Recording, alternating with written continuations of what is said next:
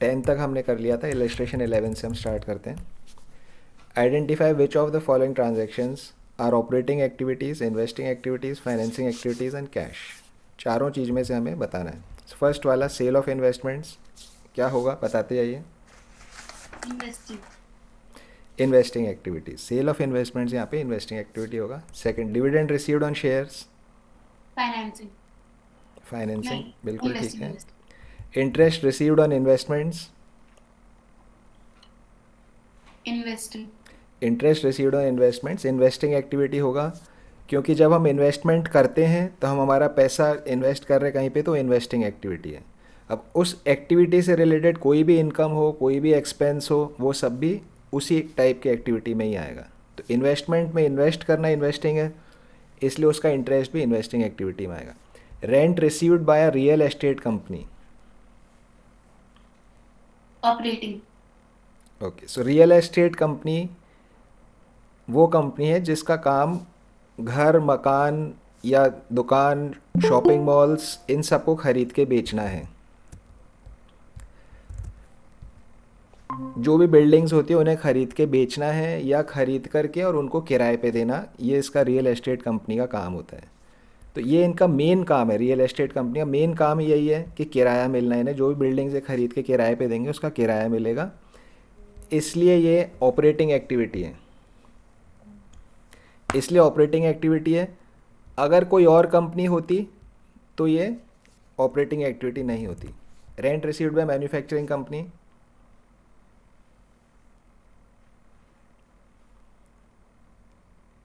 Investing, financing, operating. Rent received by a manufacturing company, investing. Yes ये investing. Operating. Operating नहीं होगा, ये manufacturing company. ये manufacturing company मतलब जो कुछ सामान प्रोड्यूस करती है, रॉ मटेरियल खरीद के सामान बनाती है. तो इस कंपनी का मेन काम चीज़ों को मैन्युफैक्चर करना है. किराए की इनकम इसका मेन काम नहीं है. किराए की इनकम का मेन काम था पॉइंट नंबर 4 वाली कंपनी का, रियल एस्टेट कंपनी का. सो पॉइंट 5 वाली कंपनी मैन्युफैक्चरिंग है. ऑपरेटिंग एक्टिविटीज़ की मैन्युफैक्चरिंग वाली होगी. स्पेयर पैसे को इसने कहीं बिल्डिंग में इन्वेस्ट किया, उस पर किराया मिल रहा है, तो वो इसकी इन्वेस्टिंग एक्टिविटी है, ऑपरेटिंग नहीं है. इंटरेस्ट पेड ऑन डिवेंचर्स और long term loans, financing. Financing. चाहे डिवेंचर्स का इंटरेस्ट हो, चाहे लॉन्ग टर्म लोन्स का इंटरेस्ट हो, दोनों ही चीज़ हम पैसा सोर्स करने के लिए करते हैं, उसका इंटरेस्ट भी फाइनेंसिंग में ही जाएगा. Marketable securities, cash and investing. Cash. Yes marketable securities cash. जो कैश एंड कैश इक्विवेलेंट का हमने लिस्ट देखी थी, उसमें मार्केटेबल सिक्योरिटीज़ भी आता है.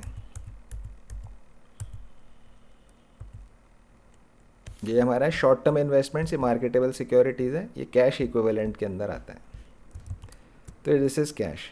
Proceeds from shares issued,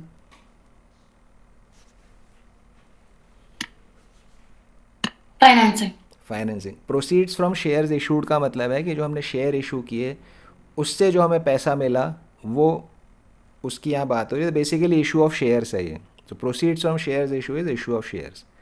interest paid on bank overdraft, financing. Financing. Bank overdraft एक तरीके का लोन है. लोन लेना इज़ अ फाइनेंसिंग एक्टिविटी. तो उससे रिलेटेड खर्चा है इंटरेस्ट, वो भी फाइनेंसिंग में आएगा. आगे चलते हैं. Illustration 12, purchase of securities by a company,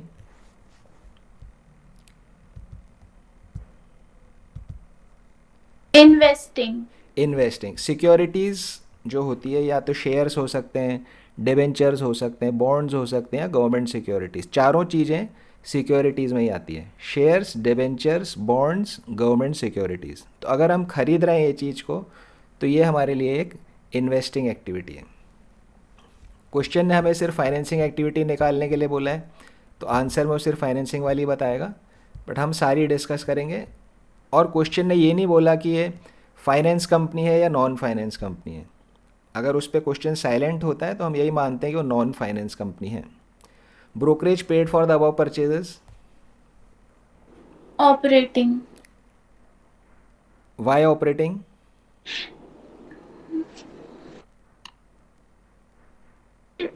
भूल गई, कमीशन देते थे। देखो कमीशन देते थे, हमने क्या रूल बनाया है कि जो मेन एक्टिविटी है, मेन एक्टिविटी जो है वो जिस कैटेगरी में जाएगी उससे रिलेटेड खर्चे या उससे रिलेटेड इनकम भी उसी कैटेगरी में जाएंगे। अब परचेज ऑफ सिक्योरिटीज़ अगर इन्वेस्टिंग है, परचेज ऑफ सिक्योरिटीज़ अगर इन्वेस्टिंग है तो इससे रिलेटेड कोई भी खर्चा हो या इससे रिलेटेड कोई भी इनकम हो वो भी इन्वेस्टिंग में ही आएगी। सो ब्रोकरेज पेड इन सिक्योरिटीज़ को ख़रीदने के लिए ब्रोकरेज जो पे करी गई है वो भी इन्वेस्टिंग का ही पार्ट होगा, वो भी इन्वेस्टिंग का ही पार्ट होगा। ब्रोकरेज का मतलब क्या होता है? ब्रोकरेज का मतलब होता है कि कुछ चीज़ें खरीदने के लिए हमें किसी जैसे आप बोलते हो, जैसे आपको मकान ख़रीदना है कहीं पे, या कहीं पे आपको कोई मकान किराए पे लेना है, आप लोगों ने आसपास में देखा होगा, तो ब्रोकर्स होते हैं, उनकी शॉप ओपन हुई हुई होती है बाज़ार में, आप उसके यहाँ जाते हो, उसको बोलते हो भैया उस एरिया में मकान चाहिए या उस एरिया में हमें किराए पे मकान चाहिए। तब उस आदमी को सब चीज़ पता होती है, उस आदमी को पता होता है भाई कौन कौन सा मकान खाली है, वो आपको वहाँ लेकर जाता है, आप वहाँ मकान पसंद करते हो और किराए पे लेते हो या ख़रीदना है तो आप ख़रीदते हो। तो ये जो उसने सर्विस दी आपको, ये उसने आपको सर्विस दी, उस सर्विस के बदले में वो कुछ पैसा आपसे लेता है, उसको ब्रोकरेज बोला जाता है। देखिए जो चीज़ ओपन मार्केट में बिक रही है, जैसे आप खाने पीने की चीज़ें खरीदते हो, पहनने के कपड़े खरीदते हो, जो ओपन मार्केट में बिक रही है चीज़ें, सामने बाज़ार खुले हैं, उसके लिए ब्रोकर की ज़रूरत नहीं होती है, क्यों मैं जाऊंगा बाज़ार में जाके ले लूँगा, मुझे किसी से पूछने की ज़रूरत नहीं है। लेकिन कुछ चीज़ें होती है जैसे कि जब हम बिल्डिंग वगैरह किराए पे लेते हैं, ये सब चीज़ों की कोई शॉप नहीं है बाज़ार में, तो हमें मालूम नहीं कि भाई कौन सा घर खाली है, इतने हज़ारों घर हमारे शहर में बने हैं, हमें नहीं पता कौन सा खाली है, या अगर मुझे ख़रीदना है तो मुझे नहीं पता कि कौन बेचने वाला है।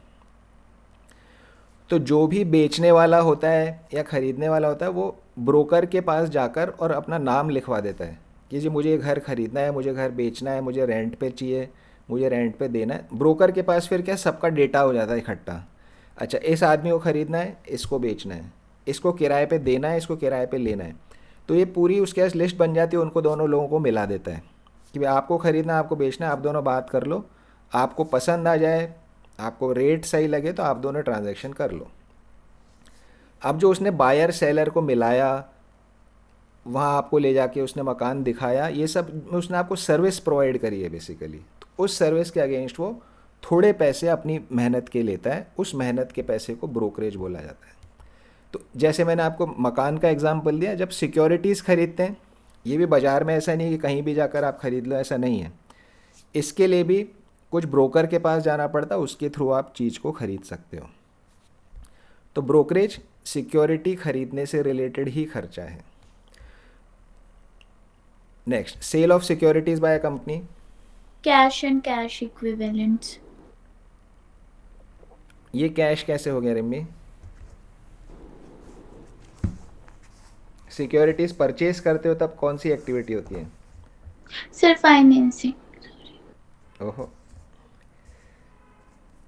वापस सोचो, अभी तो फर्स्ट क्वेश्चन पे आपने सही आंसर दिया था।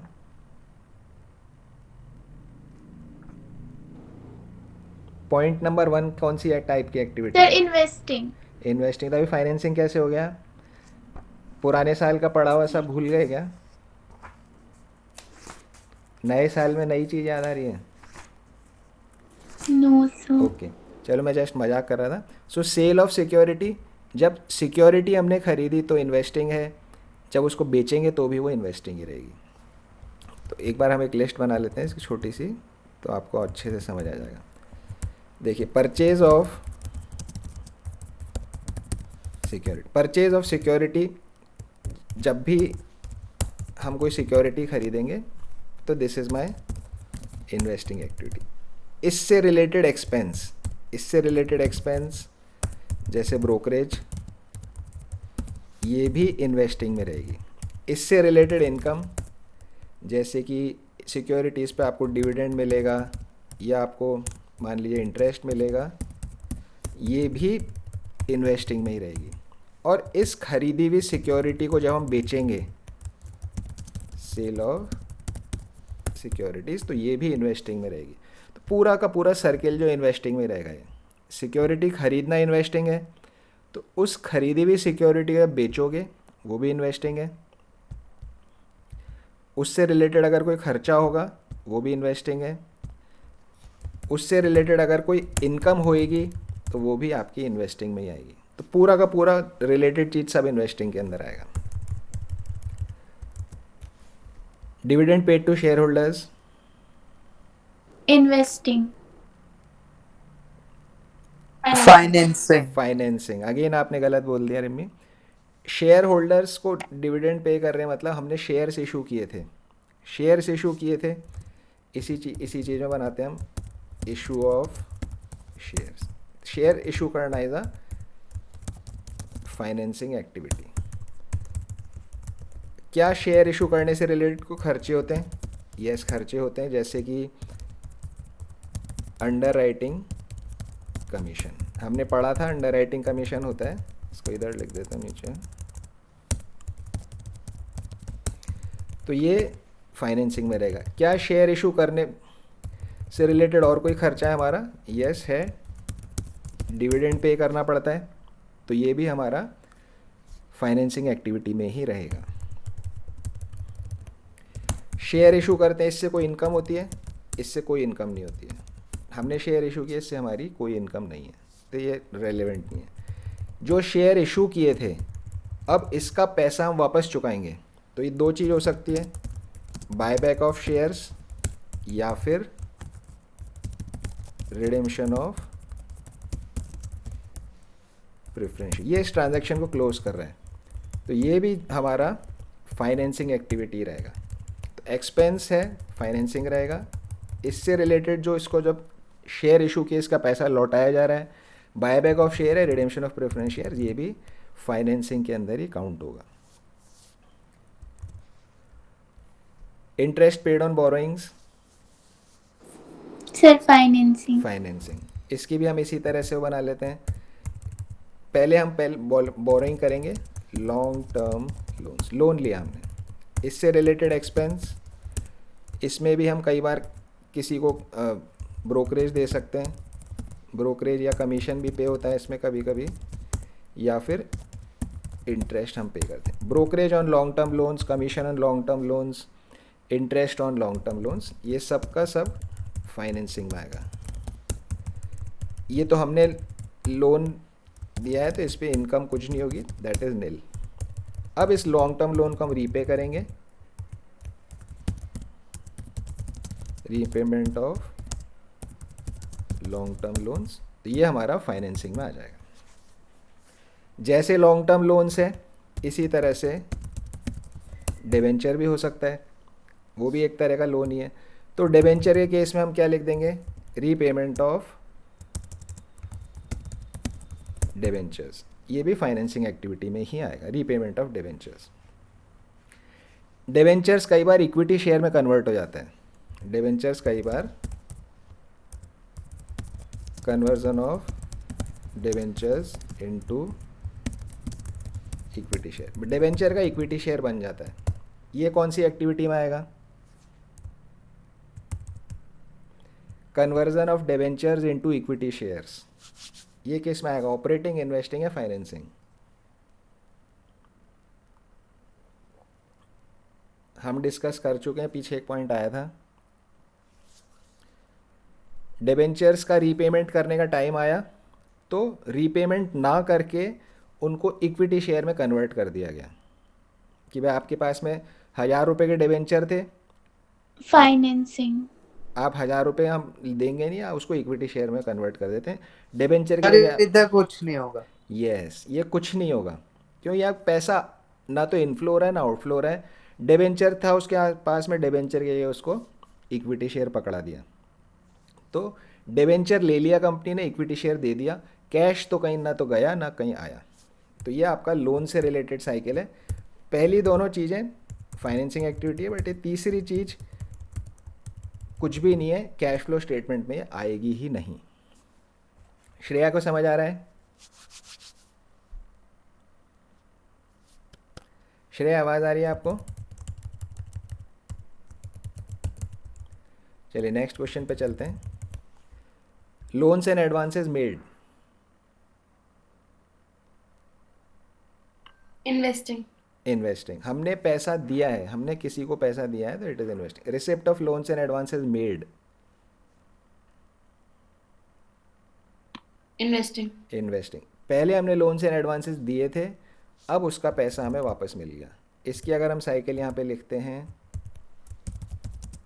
लोन्स एंड एडवांसेस, क्या लिखा है इसमें, loans and advances made.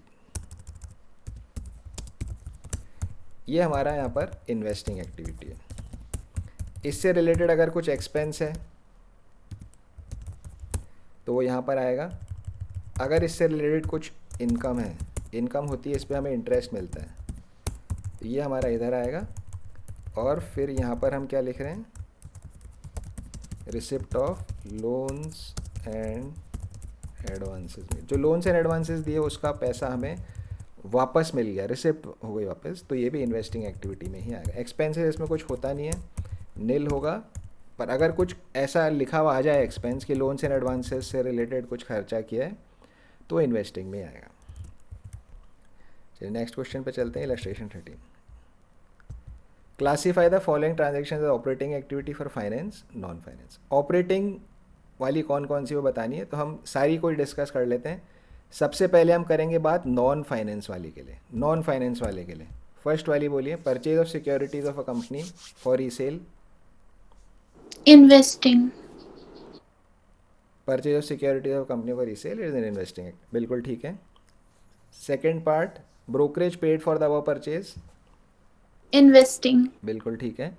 Cell of securities of a company, Investing. ये भी ठीक है. Dividend and interest received on securities, Financing. जी नहीं. जो ऊपर जो सिक्योरिटीज़ है उसी सिक्योरिटी की इनकम है ये. जो ऊपर जो सिक्योरिटीज़ की बात हो रही है, देखिए सिक्योरिटीज़ खरीदी, पहली बात में सिक्योरिटीज़ खरीदी, Investing, sir. इन्वेस्टिंग है. अब उससे रिलेटेड खर्चा ब्रोकरेज है, वो इन्वेस्टिंग में आएगा. उन सिक्योरिटीज़ को बेच दिया पॉइंट सी में, वो भी इन्वेस्टिंग रहेगा. Dividend and investments interest received, अब ये उसी परचेज की इनकम है. तो ये आपका फर्स्ट वाला हो गया मेन ट्रांजैक्शन, सेकंड वाला हो गया उसका खर्चा, थर्ड वाला हो गया उसको बेचना, फोर्थ वाला हो गया उसकी इनकम. ये चार चीज़ें आपकी जो हमने यहाँ पे साइकिल बनाई है परचेज ऑफ सिक्योरिटीज़ वाली. ये पॉइंट ए आपका परचेज था, पॉइंट बी आपका एक्सपेंस ब्रोकरेज था, पॉइंट सी आपका इसमें सेल वाला था, और पॉइंट डी आपका इनकम है यहाँ पे, dividend and interest on securities. Point T, dividend paid to share holders, Financing. Financing, correct. Shares issue करते हैं, वो फाइनेंसिंग एक्टिविटी है. उससे रिलेटेड डिविडेंड एक खर्चा है, वो भी फाइनेंसिंग रहेगा. Interest paid on borrowings, Financing. Financing, ठीक है. Loans and advances made, Investing. Investing, पिछले क्वेश्चन में भी था. Receipt of loans and advances made, Investing. Investing. ये हमारा हो गया नॉन फाइनेंस एंटरप्राइज के लिए. अब हम बात करेंगे फाइनेंस एंटरप्राइज के लिए. Finance enterprise, purchase of securities of a company for resale. अब ये फाइनेंस कंपनी है, लोगों से पैसा लेती है, आगे लोगों को पैसा देती है, लोन लेती है, लोन देती है, और जो पैसा लिया उसको इन्वेस्ट भी करती है अलग अलग जगह पे. Purchase of securities of a company for resale, finance Operating. Company के लिए ऑपरेटिंग एक्टिविटी है ये. फाइनेंस कंपनी का काम ही यही है, फाइनेंस कंपनी का काम ही यही है कि जो पैसा लोगों से लिया उसको आगे इन्वेस्ट करो, जो पैसा लोगों से लिया उसे आगे इन्वेस्ट करो. अब यहाँ इंपॉर्टेंट क्या वर्ड है, फॉर रीसेल. फॉर रीसेल बहुत इंपॉर्टेंट है. फॉर रीसेल का मतलब ऑब्जेक्टिव यही है कि आज मैंने 5 रुपये में ख़रीदा, कल 6 रुपये में बेच करके और प्रॉफिट अर्न कर लेना है. 5 रुपये में ख़रीदा चीज़ को, 6 रुपये में बेचा, 1 रुपये मैंने कमा लिया. फॉर रीसेल मतलब ऑब्जेक्टिव इज ट्रेडिंग. यहाँ पर आपको अलग अलग लैंग्वेज मिल सकती है लिखी हुई. For resale, for trading, for short term, है ना. ये सारी की सारी चीज़ें आपकी ऑपरेटिंग एक्टिविटी में आएगी. अगर आता है फॉर इन्वेस्टमेंट, या आता है फॉर लॉन्ग टर्म, फिर ये आपकी इन्वेस्टिंग एक्टिविटी में चला जाएगा। For resale short term purpose होता है, ये आपका operating activity. Brokerage paid for above purchases, Sir, investing. नहीं, देखो रूल हमारा क्या है कि मेन एक्टिविटी क्या चीज़ है उससे रिलेटेड खर्चा भी वही रहेगा। फर्स्ट एक्टिविटी अभी ऑपरेटिंग आपने बोला था, किसने बोला था? मैंने ओके, वाणी ने बोला था। So Rimi, point A is operating, ये समझ आ गया आपको बात, Yes, sir. है ना? तो अब इससे रिलेटेड खर्चा हो चाहे इससे रिलेटेड इनकम हो, सब कुछ ऑपरेटिंग ही रहेगा फाइनेंस कंपनी के लिए। तो मेन एक्टिविटी क्या है वो देखो, उससे रिलेटेड सब चीज़ें उसी कैटेगरी में आएगी। तो purchase of securities of company for resale, अगर ये ऑपरेटिंग है तो इसका ब्रोकरेज भी ऑपरेटिंग है। फिर जब इस सिक्योरिटी को बेचोगे, सेल ऑफ सिक्योरिटीज़, वो भी ऑपरेटिंग रहेगा। डिविडेंड इंटरेस्ट, इस सिक्योरिटी पे जो डिविडेंड इंटरेस्ट मिलेगा वो भी ऑपरेटिंग रहेगा। तो ए बी सी और डी एक ही टाइप की ट्रांजैक्शन है, सारी की सारी ऑपरेटिंग होएगी फाइनेंस कंपनी के लिए। तो ये जो हमने यहाँ पे साइकिल बनाई थी, ये वाली, ये जो हमने बॉक्स बनाया है, 4 पार्ट्स में बॉक्स बनाया है, ये बेसिकली किसके लिए है? फॉर नॉन फाइनेंस, ये फॉर नॉन फाइनेंस कंपनी के लिए। अगर फाइनेंस कंपनी होगी तो यहाँ पे ऑपरेटिंग हो जाएगा, बाकी बात पूरी आपकी सेम टू सेम है। फाइनेंस कंपनी के लिए इन्वेस्टिंग है, सॉरी फाइनेंस कंपनी के लिए ऑपरेटिंग है, नॉन फाइनेंस कंपनी के लिए इन्वेस्टिंग है।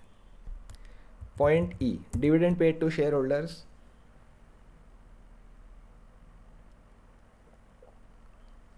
Operating. ऑपरेटिंग नहीं होगा, ये फाइनेंसिंग है। Dividend paid to share holders मतलब शेयर्स इशू किए थे, शेयर इशू करना हर टाइप की कंपनी के लिए फाइनेंसिंग है। अपनी कंपनी के शेयर इशू करना हर कंपनी के लिए फाइनेंसिंग है।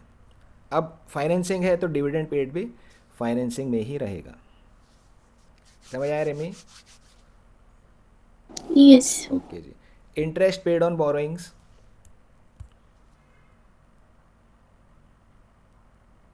Finance sir operating. ऑपरेटिंग है, क्योंकि फाइनेंस कंपनी का काम ही यही है, लोगों से उधार लेना और आगे देना, तो ये मेन ऑपरेशन है उनका, तो इसलिए ऑपरेटिंग है। Loans and advances made, operating. Operating, लोगों को लोन्स और एडवांस दिया, ऑपरेटिंग। फिर receipt of loans and advances made, operating. Operating. उसी लोन को वापस मिल गया तो ये भी ऑपरेटिंग ही यहाँ पे रहेगा। इलस्ट्रेशन नंबर 13, इलस्ट्रेशन 14 पे आते हैं। State which of the following would result in inflow outflow no flow of cash. हमें बताना है, अब यहाँ ट्रांजैक्शन में आपको ऑपरेटिंग इन्वेस्टिंग फाइनेंसिंग नहीं बताना, यहाँ बताना है कि इनफ्लो है या आउटफ्लो या कुछ भी नहीं है, और अगर इनफ्लो आउटफ्लो है तो कितने रुपए का है ये भी साथ बताना है। Sale of fixed assets at a loss of 5,000, inflow Sir, 45। inflow. Inflow 45,000, बिल्कुल ठीक है। 50,000 रुपये की फिक्स्ड एसेट थी, 5,000 रुपये का लॉस हुआ, इट मीन्स 45,000 का आपको इनफ्लो हुआ है। तो कैश फ्लो स्टेटमेंट में ये आएगा आपका इनफ्लो के अंदर 45,000 rupees. Sale of fixed assets क्या होगा? Investing, operating, financing, Investing. Sir investing, invest. Investing. तो बस इतना से ही करना है। जब कैश फ्लो स्टेटमेंट बनाएंगे तो इन्वेस्टिंग एक्टिविटी के अंदर लिख देंगे sale of fixed asset, cash inflow 45,000। Second, purchase of stock in trade for cash, Outflow. Outflow है और ये ऑपरेटिंग एक्टिविटी है। Purchase of fixed assets against issue of shares, sir कुछ नहीं। कुछ नहीं। फिक्स्ड एसेट हमारे पास आया, हमने शेयर्स दे दिए। जब शेयर्स इशू का चैप्टर पढ़ा था वहाँ भी क्या था? Issue of shares for consideration other than cash, issue of shares for consideration other than cash. तो कैश तो है ही नहीं, अदर देन कैश है ये। फिक्स्ड एसेट लिए, शेयर्स इशू किया, so it is no flow. और जो भी नो फ्लो वाले ट्रांजैक्शन है वो कैश फ्लो में आएंगे ही नहीं। तो अगर क्वेश्चन करने का आया कैश फ्लो में तो इस ट्रांजैक्शन को आप छोड़ दोगे। Next, cash receive from debtors, Inflow. Sir, 10,000. Yes, cash inflow है और ये आपका 10,000 का है, operating activity. Cash deposited into bank, sir कुछ नहीं। Outflow. ये कुछ भी नहीं होगा, क्योंकि कैश कैश में आपस में ट्रांजैक्शन हो रहा है। एक जगह से कैश कम हो गया, एक जगह कैश आपका बढ़ गया। समझ आया वाणी को? Yes. ओके जी। कैश विड्रॉन फ्रॉम बैंक, ये भी कुछ भी नहीं होगा। ये भी कुछ भी नहीं होगा। एक जगह से कैश कम हो गया, एक जगह कैश बढ़ गया। कैश के हमारे कैश इक्विवेलेंट के 4-5 कंपोनेंट्स हैं। अगर उन कंपोनेंट्स में आपस में ही कम ज़्यादा हो रहा है तो कुछ भी नहीं होगा। Issue of fully paid bonus shares, sir inflow. ये कुछ भी नहीं होगा। बोनस शेयर का हमने पिछली क्लास में डिस्कस किया था कि बोनस शेयर इशू करते हैं। बोनस शेयर का मतलब फ्री में, बोनस मतलब आपने शेयर्स इशू किए फ्री में, शेयर होल्डर से कुछ भी नहीं लिया पैसा। जैसे मेरे पास एक शेयर है, मुझे एक और मिल गया फ्री के अंदर, तो जब फ्री में मिल रहा है मतलब मैंने कंपनी को शेयर के बदले कुछ भी पैसा नहीं दिया। कुछ भी नहीं दिया तो there is no cash inflow outflow. इसे आप मेमोराइज कर लीजिए। बोनस शेयर्स अगर इशू हो रहे हैं तो कैश फ्लो में नहीं आएगा, वो कैश फ्लो में ये नहीं आएगा। बोनस वर्ड देखो, बोनस वर्ड तो आपने कई जगह सुना होगा, बोनस मिल गया। तो बोनस आपको एक एक्स्ट्रा बेनिफिट होता है, तो यहाँ शेयर होल्डर को एक्स्ट्रा बेनिफिट दिया जा रहा है। आपने मूवीज़ देखी होगी कई बार, मूवीज़ के अंदर कोई फैक्ट्री होती है, वहाँ पे जो लेबर या मजदूर लोग काम कर रहे होते हैं वो हड़ताल कर देते हैं कि बोनस नहीं मिला हमें, बोनस नहीं मिला, या बोनस कम मिला हमें। सुना है किसी ने बोनस? यस सर, ये बैंक वालों को भी तो देते हैं, कोई सबको मिलता है, सबको फेस्टिवल मिलता के बाद। है, सबको मिलता है, जितने भी एम्प्लॉयज़ Jobs होते हैं। and new all. ईयर पे भी तो देती है हाँ जी, सर, न्यू ईयर पे भी तो मिलता है। यस। सो बोनस बेसिकली किसी को भी मिल सकता है। बोनस एक तरह का एक्स्ट्रा बेनिफिट है। मान लीजिए कोई एम्प्लॉई है, कहीं पे काम कर रहा है, उसकी सैलरी है 10 लाख रुपए per year, 10 lakh rupees per year उसकी सैलरी है। तो 10 लाख तो उसको मिलेंगे ही मिलेंगे, हर महीने महीने करके उसकी सैलरी उसको मिलेगी। लेकिन दिवाली के टाइम पे या न्यू ईयर के टाइम सर पे, मेरा मतलब था किसी भी ओकेजन पे, यस, ओकेजन पे किसी भी मिलता है। ओकेजन के ऊपर एक्स्ट्रा बेनिफिट दिया जा सकता है। कंपनी, मान लीजिए कंपनी को कभी बहुत अच्छा प्रॉफिट हो गया, बम्पर प्रॉफिट हो गया कंपनी को, तो कंपनी खुश होकर अपने सारे एम्प्लॉयज़ को बोनस दे सकती है। कई बार ऐसा होता है कि न्यूज़ में अगर आप लोगों ने पढ़ा होगा कि कोई मिडिल ईस्ट की, सऊदी या इस टाइप की कंपनीज होती है, वो क्या करते हैं, वहाँ पर तो दुबई वगैरह के अंदर अमीर अमीर होते हैं वो लोग, कभी उनको बहुत अच्छा प्रॉफिट हो जाता है कंपनी को, तो वो सारे एम्प्लॉयज़ को एक एक कार दे देते हैं बोनस में। ऐसा कभी कभी न्यूज़ में आता है। तो bonus is a basically extra benefit, किसी भी ओकेजन पे आपने एक्स्ट्रा बेनिफिट दिया। यहाँ बोनस शेयर क्या होता है, कंपनी को बहुत प्रॉफिट हुआ, अच्छा प्रॉफिट हुआ है, तो क्या करेंगे, सारे शेयर होल्डर को फ्री में शेयर्स दे देंगे। शेयर होल्डर को फ़ायदा हो गया, एक्स्ट्रा बेनिफिट है। शेयर होल्डर को कुछ भी एक्स्ट्रा नहीं देना, उसको ये बोनस शेयर्स रिसीव हो गए, तो it is not part of cash flow. Sale of marketable securities for cash inflow at par. देखिए, इनफ्लो है, बात ठीक है, पर ये कैश फ्लो में आएगा नहीं। मार्केटेबल सिक्योरिटीज़ कैश इक्विवेलेंट में आता है, तो मार्केटेबल सिक्योरिटी चली गई और कैश मेरे पास आ गया, तो ये नो फ्लो है basically. Sale of marketable securities for cash is a no flow. एक कैश का कंपोनेंट बढ़ गया, एक कैश का कंपोनेंट कम हो गया, तो that is a no flow. समझ आया रेमी को? Yes sir. नेक्स्ट आ गया हमारा डिक्लेरेशन ऑफ फाइनल डिविडेंड 25,000। इसको मैं थोड़ा एक्सप्लेन कर देता हूँ। मान लीजिए कि कोई फाइनेंशियल ईयर है 1 अप्रैल 2022 से लेकर के 31 मार्च 2020, ये एक फाइनेंशियल ईयर है, 1 अप्रैल 2022 से 31 मार्च 2023। अब ये साल ख़त्म होएगा 31 मार्च 2023 को। जब ये साल ख़त्म होएगा तब हमें पता पड़ेगा कि कंपनी ने कितने प्रॉफिट्स अर्न किए। इस डेट के बाद हमें मालूम पड़ेगा कि how much profits the company has earn, company ने कितने प्रॉफिट्स अर्न किए। जितने भी कंपनी ने प्रॉफिट अर्न किया होगा उसके बेस पे कंपनी डिसाइड करेगी कि इस बार शेयर होल्डर को कितना डिविडेंड देना है, इस बार शेयर होल्डर को कितना डिविडेंड देना है। अब कंपनी में दो तरह के लोग होते हैं, डायरेक्टर्स या आप उसे मैनेजमेंट भी बोल सकते हो, और दूसरे होते हैं शेयर होल्डर्स। ये शेयर होल्डर्स हो गए आपके। शेयर होल्डर जो मालिक है कंपनी का मालिक है वो शेयर होल्डर है। डायरेक्टर्स मतलब, डायरेक्टर्स कौन हो गया, they run day to day affairs and take decisions. रोज का जो कंपनी रोज काम कर रही है उसको वो लोग रन कर रहे हैं और डिसीजंस वहाँ पर वो लोग लेते हैं। डायरेक्टर्स को शेयर होल्डर ने रखा है, डायरेक्टर्स को शेयर होल्डर्स ने ही रखा हुआ है। अब डिविडेंड में क्या होगा कि कंपनी ने प्रॉफिट अर्न किया तो डायरेक्टर्स प्रॉफिट के हिसाब से प्रपोज करेंगे, they will propose how much dividend to be paid for the year. ये लोग प्रपोज करेंगे, ये फैसला नहीं लेंगे। वैसे तो ये लोग डिसीजन लेते हैं बट जो बहुत इम्पोर्टेंट डिसीजंस होते हैं उसमें ये प्रपोज करते हैं, उस पर फैसला शेयर होल्डर करता है। तो ये लोग प्रपोज करेंगे कि कितना डिविडेंड पे करना है। मान लीजिए इन्होंने प्रपोज किया कि ₹100 पर शेयर इस साल डिविडेंड देना चाहिए। सिर्फ एक प्रपोजल है, अभी कुछ देने का डिसीजन हुआ नहीं है। इसको बोला जाता है प्रपोज्ड डिविडेंड। अभी कुछ फैसला नहीं हुआ पे करने का। अब ये जो प्रपोज़ल है, ये प्रपोज़ल शेयर होल्डर के पास जाएगा। शेयर होल्डर देखेंगे कि भाई इतना देना है डिविडेंड या नहीं देना है।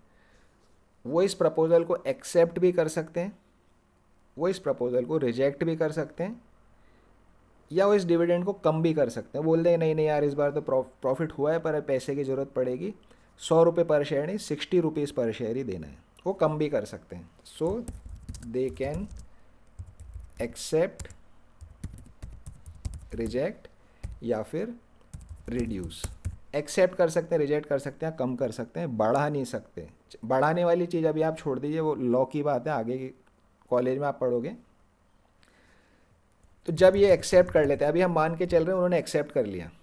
अगर उन्होंने एक्सेप्ट कर लिया तो इसको बोला जाता है डिविडेंड डिक्लेयर हो गया। यहाँ पे प्रपोज्ड डिविडेंड था, प्रपोजल था, अब अप्रूवल हो गया, अब तो पे करना ही करना है। अब इसको डिक्लेयर कर दिया जाता है, अखबार में छप जाता है कि भाई ये कंपनी इतने रुपए का डिविडेंड दे रही है, तो डिविडेंड डिक्लेयर्ड। तो जब डिविडेंड डिक्लेयर हो गया मतलब अब ये पे हो गया हमारे क्वेश्चंस के लिए। तो यहाँ क्या लिखा गया आपको, डिक्लेरेशन ऑफ इंटरिम डिविडेंड। जो डिविडेंड है, अच्छा ऊपर वाला पॉइंट हम 9 करें, डिक्लेरेशन ऑफ फाइनल डिविडेंड 25,000 रुपये। इसका मतलब अब ये डिविडेंड पे हो गया है, तो अब आपको इसको कैश आउटफ्लो मानना है, ये एक फाइनेंसिंग एक्टिविटी है। अब यहाँ डिक्लेरेशन ऑफ फाइनल डिविडेंड भी है, डिक्लेरेशन ऑफ इंटरिम डिविडेंड भी है। इसका डिफरेंस मैं आपको बता देता हूँ। पहली बात, डिक्लेरेशन का मतलब आपको यहाँ समझ आ गया। डिक्लेरेशन मतलब आपको अब मानना है कैश का आउटफ्लो हो गया। डिक्लेरेशन लिखा हुआ है या पेमेंट ऑफ डिविडेंड लिखा हुआ है, दोनों ही चीज़ आउटफ्लो है। प्रपोज्ड वाला आउटफ्लो नहीं है। प्रपोजल अगर है तो वो आउटफ्लो नहीं है, अदरवाइज डिविडेंड डिक्लेयर्ड या फिर पेमेंट ऑफ डिविडेंड कुछ भी लिखा हुआ जाए, आपको आउटफ्लो उसको मान लेना है फाइनेंसिंग एक्टिविटी में। अब रह गई बात फाइनल डिविडेंड और इंटरिम डिविडेंड की। फाइनल डिविडेंड और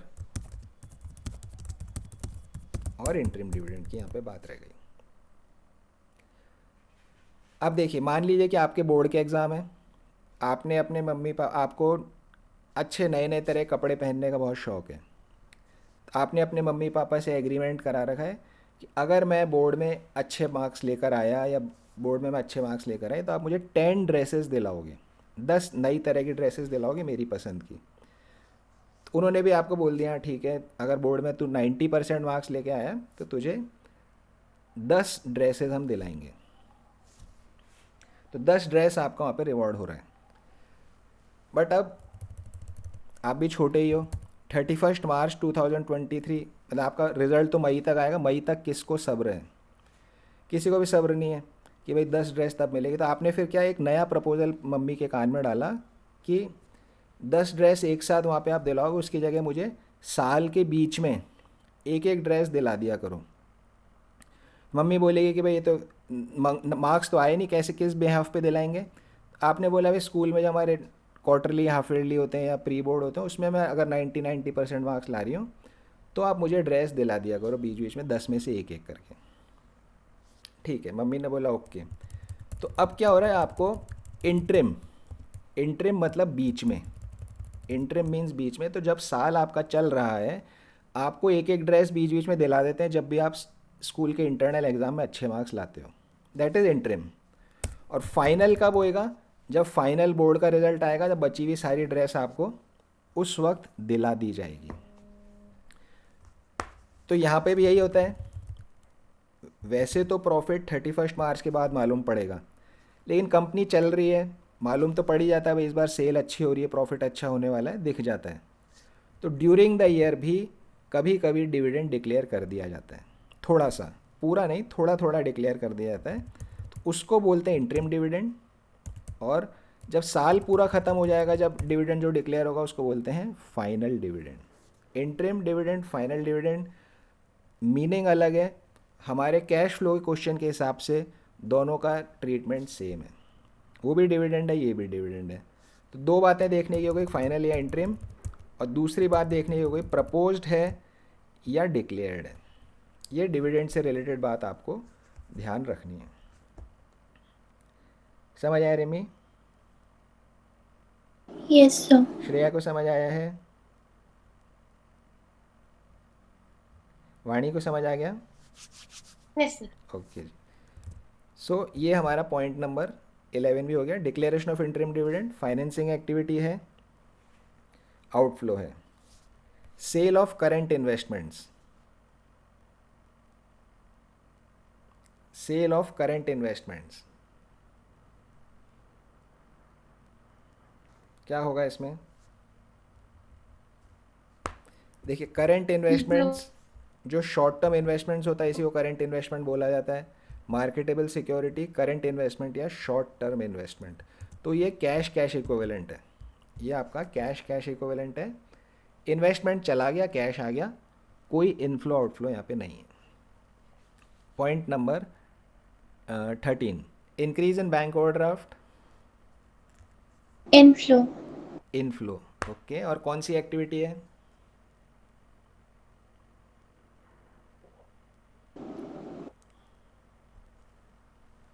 क्या? बैंक ओवरड्राफ्ट एक तरह का लोन ही होता है, तो हमने एक तरह से बैंक से लोन लिया है, लोन लेना इज़ अ फाइनेंसिंग एक्टिविटी। तो ये फाइनेंसिंग एक्टिविटी में कैश इनफ्लो है। Decrease in cash credit, outflow. Outflow बात ठीक है, पर क्या होगा, कौन सी एक्टिविटी है? देखिए, बैंक ओवरड्राफ्ट कैश क्रेडिट दोनों लोन है। बैंक ओवरड्राफ्ट भी लोन है, फाइनेंसिंग। यस, कैश क्रेडिट भी लोन है, दोनों चीज़ लोन है, तो दोनों चीज़ आपकी फाइनेंसिंग के अंदर है। तो थोड़ा नई टाइम टर्म की टर्म्स है, इसे आप मेमोराइज कर लीजिए कि एक लोन है, कैश क्रेडिट भी लोन है, बैंक ओवरड्राफ्ट भी लोन है। ओके, सो ये हमारा इलस्ट्रेशन 14 तो हो गया। हम अनसॉल्व क्वेश्चंस पे चलते हैं। एक्स्ट्रा ऑर्डिनरी आइटम्स हम आगे पढ़ेंगे।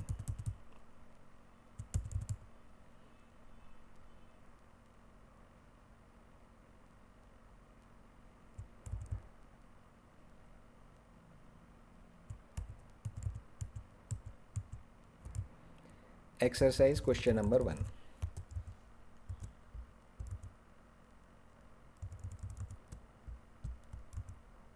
चलिए, first, identify the transactions as belonging to operating activities, investing activities, financing activities, cash. तो अब हमने सॉल्व में 10-12 क्वेश्चन कर लिए, सारे के सारे यहाँ पर क्वेश्चंस आपके रिपीट होंगे।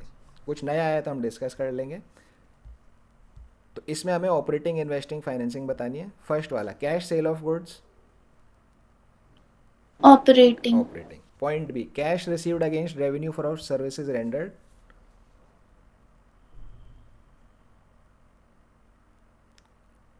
Sir operating. ऑपरेटिंग। देखिए इसका मीनिंग मैं आपको बताता हूँ।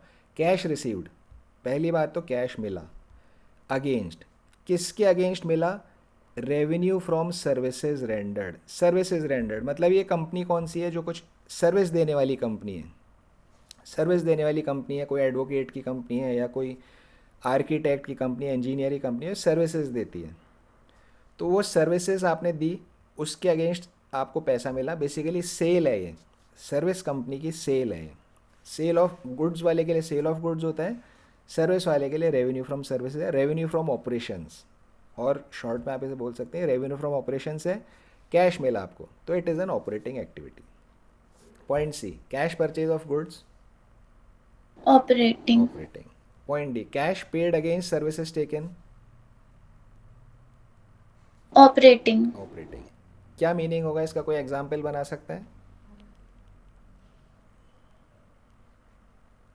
सर सर जो वाईफाई हम लेते हैं उसके लिए जो कैश भरते हैं तो वो। वाईफाई, इंटरनेट वाला वाईफाई? यस सर, कोई ओके, फर्म ने अगर ले रखा हो ओके ब्रॉडबैंड ठीक है। की देखिए सर्विस। सर्विसेज, जब हम कुछ भी बिज़नेस चलाते हैं तो कई तरह की सर्विसेज हमें लेनी पड़ती है। बिज़नेस की बात क्या करें, हम पर्सनल लाइफ में बहुत सारी सर्विसेज लेते हैं, हम सबके लिए हम कैश पे कर रहे हैं। जैसे मान लिया वाईफाई की एग्जांपल दिया, आप मोबाइल रिचार्ज कराते हो, वो भी एक सर्विस है। आप बाल कटाने जाते हो नाई के पास, वो भी एक सर्विस है। लड़कियां ब्यूटी पार्लर पे जाती है, वो भी एक सर्विस है। आप ओला कैब में बैठ के जा रहे हो आ रहे हो, वो भी एक सर्विस है। मैंने ओला कैब की गाड़ी नहीं खरीदी है, मैं सिर्फ उसकी सर्विस ले रहा हूँ कि वो मुझे एक जगह से ले जाके दूसरी जगह छोड़ के आएगा, वो भी एक सर्विस है। मैंने इंश्योरेंस कराया, वो भी एक सर्विस है। बैंक में पैसे जमा करा रहा हूँ, बैंक भी मुझे एक सर्विस दे रहा है। तो सर्विसेज कई, मैंने अपने घर पे कुछ काम कराया, मजदूर को लगाया, लेबर को लगाया, उसने मुझे सर्विस प्रोवाइड करी है। आर्किटेक्ट से घर का नक्शा बनवाया, उसने मुझे सर्विस प्रोवाइड करी है। कोर्ट में केस लड़ना है, एडवोकेट से एडवाइस ली, वो एक सर्विस है। डॉक्टर से दवाई ली मैंने, वो एक सर्विस है। ये सारी सर्विसेज हैं। ये सारी चीज़ का एग्जाम्पल आपने इकोनॉमिक्स में नेशनल इनकम वाले चैप्टर में पढ़ा होगा, कंज्यूमर गुड्स के अंदर में। तो जैसे ये सारी सर्विसेज हम ले रहे हैं, ऐसे बिजनेस भी सारी सर्विसेज ले रहा है। ये नॉर्मल खर्चा है बिजनेस का, ऑपरेटिंग एक्टिविटी में ही आएगा। Point T, patents purchased, investing.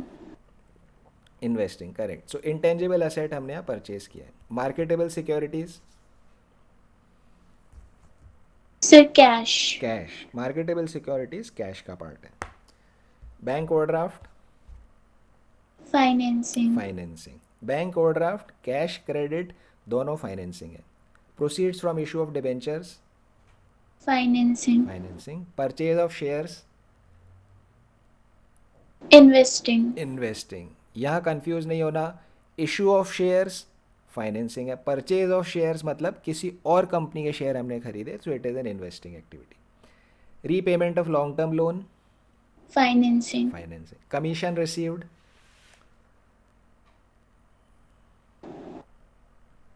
Commission received operating activity है। रिडेम्पशन ऑफ डिबेंचर्स,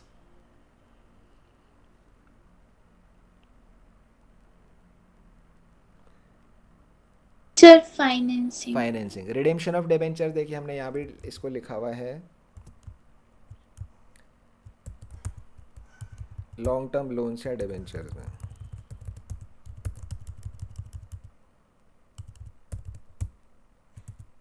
ये जो हमारा बॉक्स हमने बनाया है, लॉन्ग टर्म लोन्स या डिबेंचर्स की बात है, फाइनेंसिंग एक्टिविटी है। इसमें आपका आ रहा है रीपेमेंट ऑफ डिबेंचर्स या फिर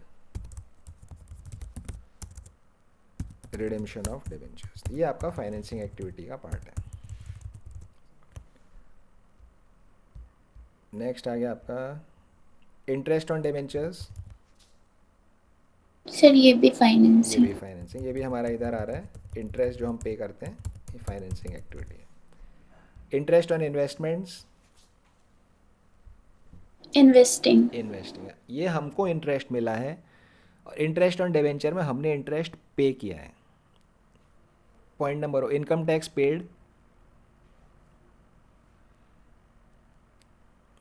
ऑपरेटिंग। ऑपरेटिंग। देखो इनकम टैक्स ऑपरेटिंग में भी आ सकता है, इन्वेस्टिंग में भी आ सकता है, फाइनेंसिंग में आ सकता है, डिपेंड ऑन कि किस चीज़ से रिलेटेड इनकम टैक्स है। अगर क्वेश्चन साइलेंट है तो ये ऑपरेटिंग एक्टिविटी का पार्ट है, तो इसलिए income tax paid is operating. Point P, income tax paid on gain on sale of asset. Investing. हाँ, अब देखिए ये हमको हाथों हाथ एग्जाम्पल मिल भी गया इसका कि इन्वेस्टिंग एक्टिविटी से रिलेटेड टैक्स है तो इन्वेस्टिंग में जाएगा, फाइनेंसिंग से रिलेटेड है तो फाइनेंसिंग में जाएगा। Cash receive from debtors,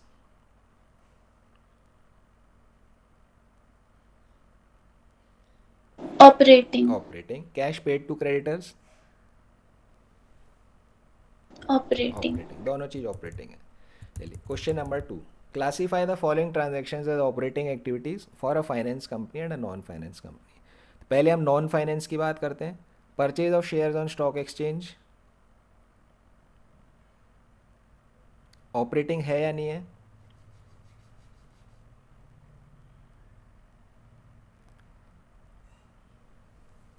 no sir. हम नॉन फाइनेंस की बात कर रहे हैं अभी, फाइनेंस की नहीं, नॉन फाइनेंस की। नॉन फाइनेंस ने परचेज ऑफ शेयर्स, कौन सी होएगी फिर ये?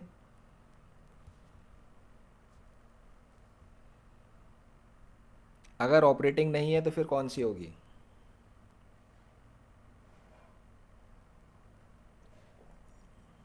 Sir investing. इन्वेस्टिंग होगी, हमने शेयर्स खरीदे। ऑन अ स्टॉक एक्सचेंज, इससे कंफ्यूज नहीं होना है, स्टॉक एक्सचेंज पे जाकर ही शेयर खरीदे जाते हैं, है ना, तो इसका हमें कुछ काम है नहीं। परचेज ऑफ शेयर्स है तो ये इन्वेस्टिंग एक्टिविटी हो गई। Second, dividend received on shares,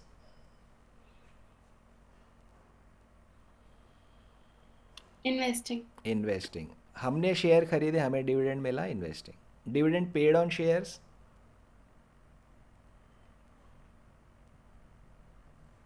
Financing. Financing, बिल्कुल ठीक है। Loans given, financing. Finance. Loans taken, एक second, loans, finance. Sir, loans given to investing होगा. यस यस, लोन्स गिवन जो है वो इन्वेस्टिंग होगा, लोन्स टेकन आपका फाइनेंसिंग है। तो loans given is investing, loans taken is financing. Interest paid on borrowings,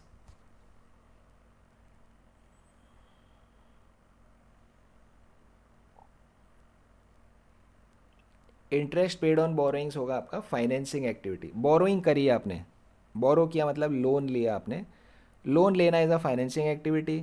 उस पर अगर रिलेटेड कुछ खर्चा है जैसे कि इंटरेस्ट, तो वो भी फाइनेंसिंग एक्टिविटी में ही आएगा। चलिए ये नॉन फाइनेंस का हो गया।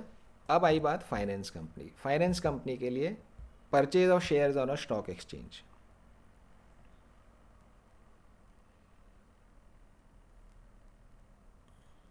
ऑपरेटिंग। ऑपरेटिंग। ये तो इसका मेन काम है फाइनेंसिंग कंपनी का, शेयर खरीदना बेचना, तो ये ऑपरेटिंग है। Dividend received on shares,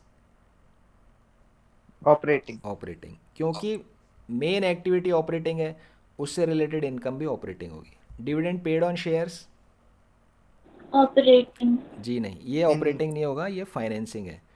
dividend paid on shares हर किसी के लिए फाइनेंसिंग है। इशू ऑफ शेयर्स हर किसी के लिए फाइनेंसिंग है। Loans given, financing. Loans given यहाँ पर फाइनेंस कंपनी के लिए ऑपरेटिंग एक्टिविटी है, क्योंकि लोन देना लोन लेना ये तो उसका मेन काम है, it is an operating activity. Loans taken, operating. Operating. Interest paid on borrowings,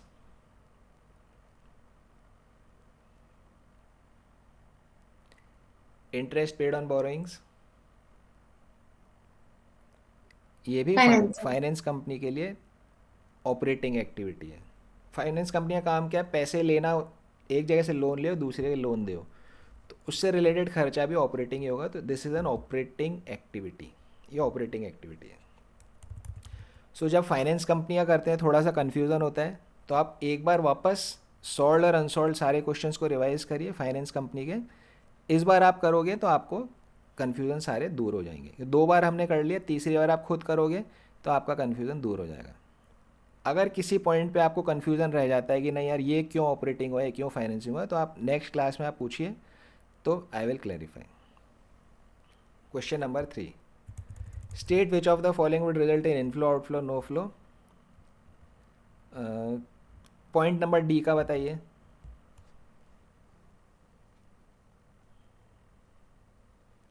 no flow. No flow. Land और बिल्डिंग खरीदी, कंसिडरेशन पे करते वक्त डिबेंचर इशू कर दिए। तो जैसे shares issued for consideration other than cash है, इशू ऑफ डिबेंचर वाले sir no flow. Yes, no flow correct answer है। इशू ऑफ डिबेंचर वाले चैप्टर में भी हमने कंसिडरेशन अदर देन कैश वाला टॉपिक पढ़ा था, इशू ऑफ डिबेंचर वाले में भी। तो ये नो फ्लो है। Point E, issue fully paid bonus shares, sir no flow. ये भी नो फ्लो है, बोनस शेयर फ्री में मिलते हैं। Payment of interim dividend,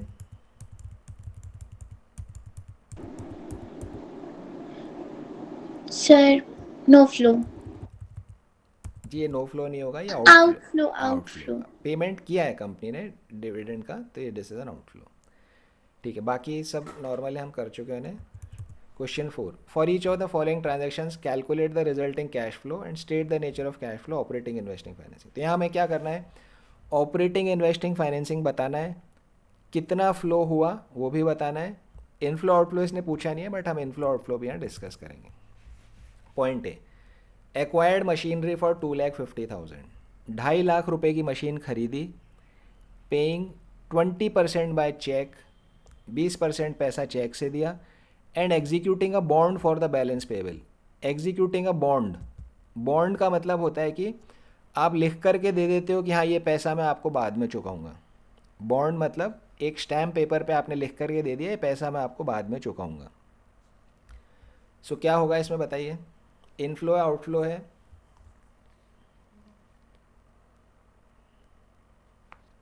sir no flow. No flow है, ओके। नो फ्लो कैसे है? क्योंकि अभी तक कैश गया नहीं है। दिया तो है ना पूरा पैसा, 20%। सर आउटफ्लो, आउटफ्लो है, 20% दिस इज आउटफ्लो।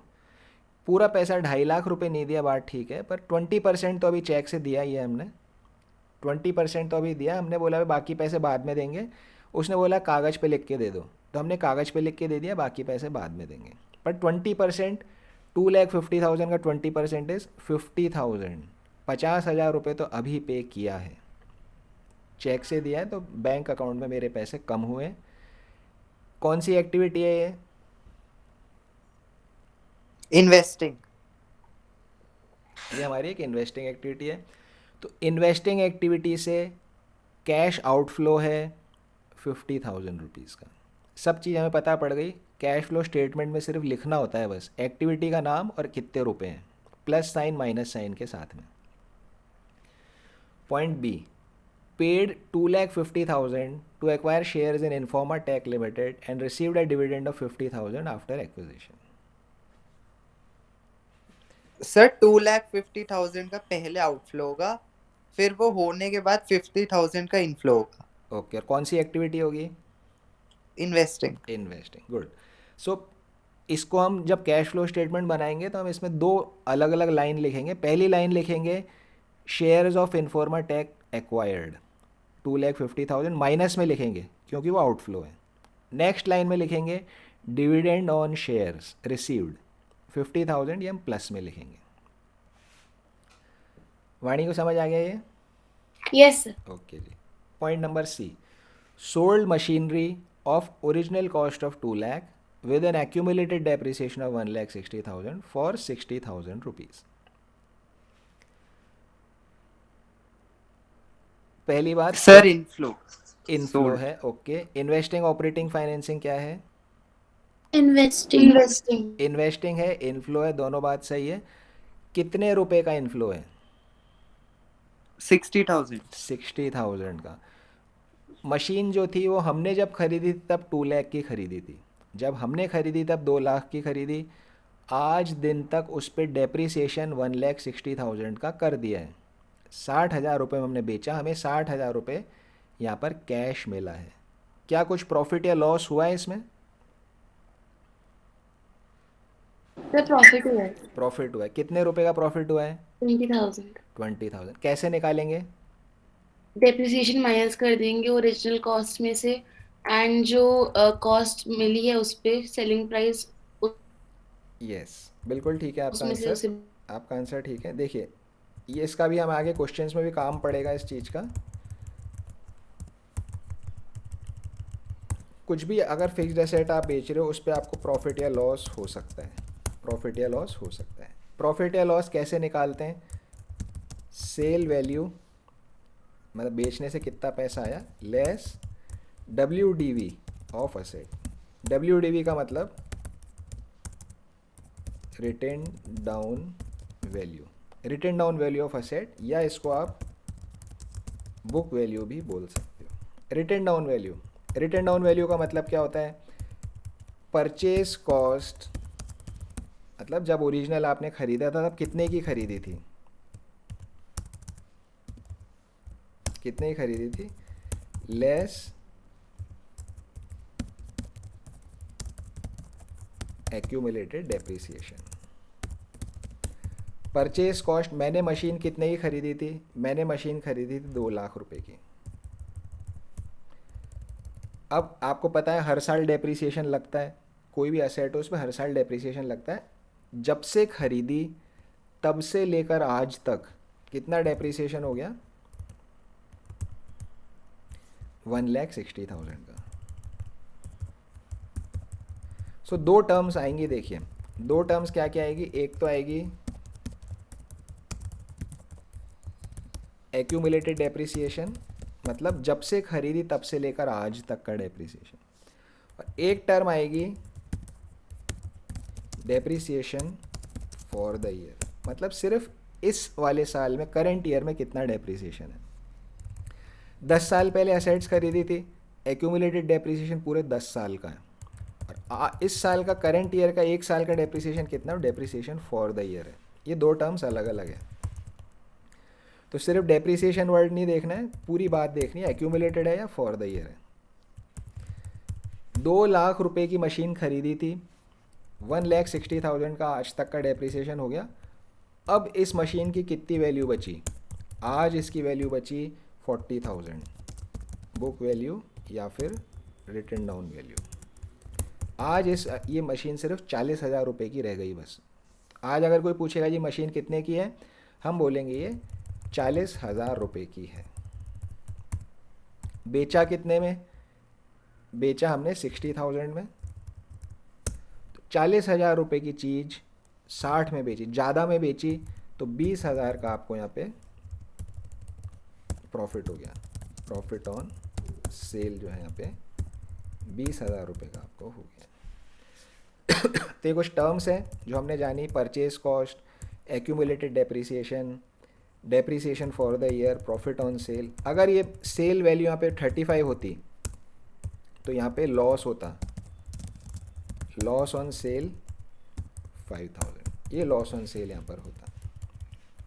तो ये बेसिक है किस तरह से ये चीज़ें कैलकुलेट करी जाती। इसका बहुत काम आएगा इस चैप्टर में, इसका डेप्रिसिएशन कितना हुआ, loss on sale, profit on sale, इसका बहुत काम आने वाला है। चलिए, तो क्वेश्चन नंबर 4 तक हमारा हो गया। नेक्स्ट क्वेश्चन से फिर हम कल करेंगे। आज की क्लास हम क्लोज करते हैं।